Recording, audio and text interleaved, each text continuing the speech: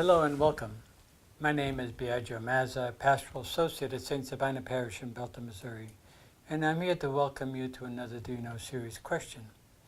As we continue our series on the Christian creeds, today's Do You Know question is, do you know why we claim that Jesus came to die for our sins?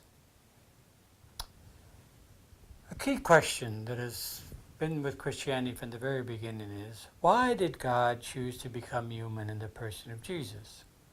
The traditional response to that question is that Jesus came because of our sins, to heal and repair the relationship that was broken with God because of our sins. Would God have become human in the person of Jesus if we had not sinned? And again, the traditional response to this would be that no, he would not, because there would have been no need for him to come. And this strain of thinking has really dominated Christian thought and Christian theology to this very day. However, in the tradition, there is another whole strain of thinking about these questions that is based primarily rooted in Franciscan spirituality, which claims that Jesus was not God's plan B, but rather was God's plan all along. Now, the rationale for this thinking is based on God's creation, that God creates out of complete love. Creation is God's love flowing outside of the Trinity.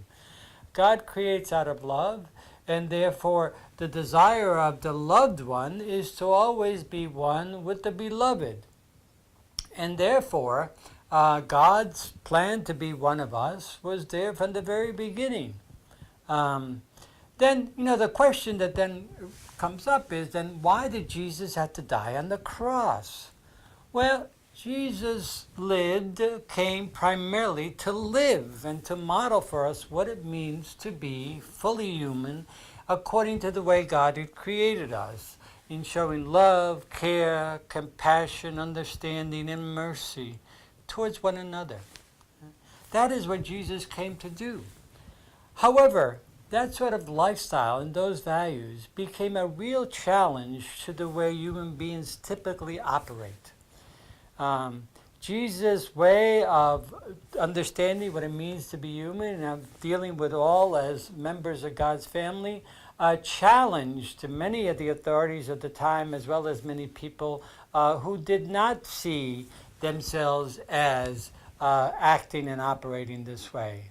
So that Jesus was actually an irritant, if you want, and a real challenge to the traditional and typical way that most human beings operate. And as a result, what do you do with a challenge and an irritant? Actually, a number of people conspire to do away with it as the easiest way to rid oneself of this challenge and irritation. And therefore, they conspired to kill him. And they thought that this would be the end of the issue and so on. However, God has other plans, and God chooses to raise Jesus up and places him at the right hand of the Father in an honored place, essentially doing two things. One is through the resurrection, God, if you want, God gives God's good housekeeping seal of approval on Jesus' lifestyle and Jesus' values and Jesus' way of living and modeling humanity for us.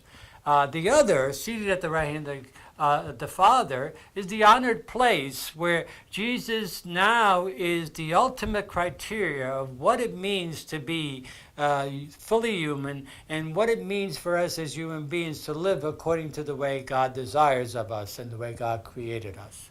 And so we know very definitely that God had raised Jesus up and placed him in an honored place at his right hand, and that Jesus will return again to welcome all those people who have appropriated his way of living and his lifestyle and his values. And that reign that Jesus has established and welcomes others into will have no end, is unending. And therefore, Jesus in the person welcomes all those, and Jesus clearly stresses, that to be godlike is to really be fully and truly human. So our creed really stresses the notion that to be godlike, to really be the kind of people that we are created to be. By the way, godlike in Genesis, if you recall, in Genesis, the desire to be godlike, according to human beings, to have power, authority, to lord it over others, etc., was what got human beings into sin. And therefore, Jesus came to model for us that if you really want to be truly godlike, then the best way is to be fully and truly human. And that means to show care, concern, love, compassion, mercy, and understanding towards ourselves and others.